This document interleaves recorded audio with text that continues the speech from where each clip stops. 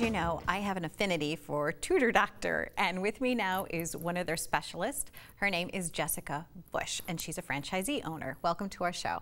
Welcome, thank you. How are you? Good. Good. Welcome Nice back, actually, right? Nice to be back. Yeah, we had such a lovely visit last time you were here. Thank and you. I like your purple bling, I mean, because it goes with the whole logo. I am a purple person too, just naturally. Really? So You're it born sort of that works. way. Yeah. Now, in your opinion, what makes Tutor Doctor different than the rest? I think what makes us different is, for me anyway, in my business, is our personal approach to the families and to the students. I think one of the most important things for me is to really find out what's going on with the family and the student so that we can best help them and find a tutor that meets their needs and is that sort of magical match. Now, you have a background that sets you up perfectly for this. Can you tell us a little bit about that? I actually was in sales and sales management for almost 30 years, and I have sold art in all different capacities. So to find a buyer that has a passion for the art that they're buying was always the most important thing to me. And I feel that my kind of intuitive working with customers to find the perfect piece of art is similar to finding the perfect tutor match for the student. There's a lot of, not just academics, you have to really match a student with a person that can be more than an academic tutor, that can become a coach and a mentor to that person. So it's very personal and it's a passion. And how do you help each person set up their own goals so that you have a measurable success for them? What I usually do is I spend a lot of time with the student themselves, and I think that that's really important. Is not just to talk to the parent, but to really try to find out what the student is struggling with, what's happened to them in the past year. I try to go back and not just talk about the here and now. And I really try to go back and say, what happened last year? You know, how did last year go?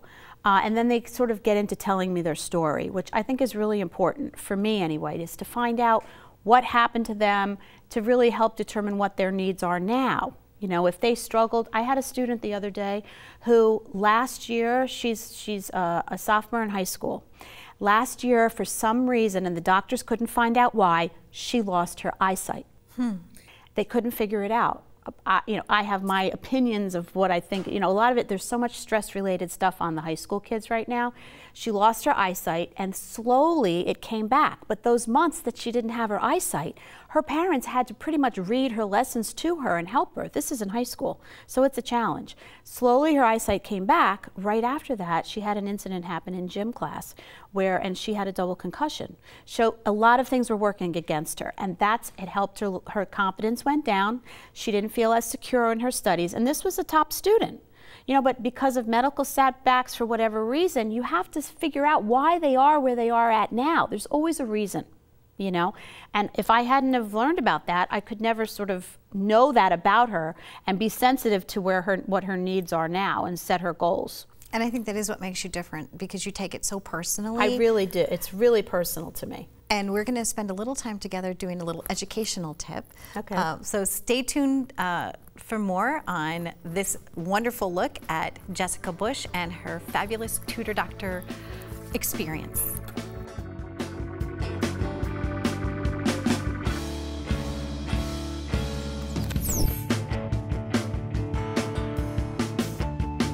With us now is Jessica Bush, and she's here with her Tutor Doctor tip. Welcome. Hi, Donna. Nice to see you. Nice to see you too. And we are going to be talking about planning and not cramming. Exactly. You mean planning your actual study time?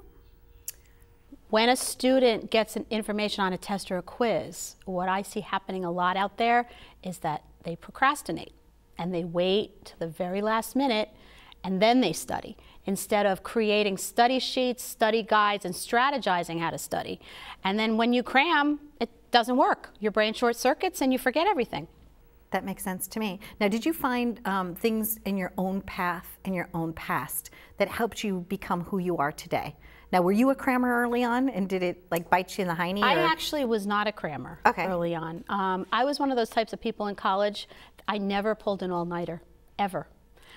So I learned that you have to pace yourself and you have to, strategize your time so that you had the energy to do everything you had to do and your brain wouldn't short circuit. And so that's part of my passion of what I'm trying to help all the students with, especially high school students. I see that a lot happening. Do you think students, because they are so busy in today's society, they have to leave something to the last minute because there's so many demands on their time? I think that's part of their frustration. I was with a student last night, a girl, high school girl, she said, how do I fit it all in? How do I do it all? How do I do hours and hours and hours of homework and then try to fit in studying at the same time? It is extremely challenging. So that's why some of our tutors help with that as well. And what's one way that they could actually make a plan? Would you consider like writing it down and sticking it on their fridge, or yes, how do you implement that plan? A lot of students have a planner. Either they're given in school, like in middle school, or they create their own, and to literally work on that planner every day and to work with their tutor with the planner so that maybe at the beginning of the week they literally strategize what they're going to do and how they're going to do it every single day. So a planner is really helpful. I also think planning a little fun break in there sometimes helps too. Plan your fun. They have to have a break.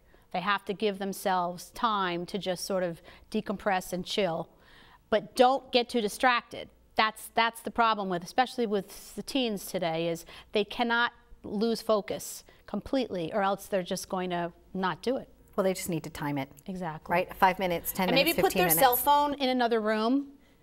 I'm actually trying to implement that with some of my students right now, is don't bring your cell phone to the session.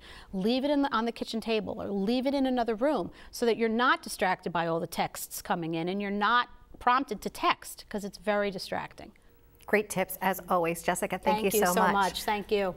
So for more about Tutor Doctor, you can go to our website, liveituptvshow.com, and simply go to our education page because you're going to be getting great tips from Tutor Doctor.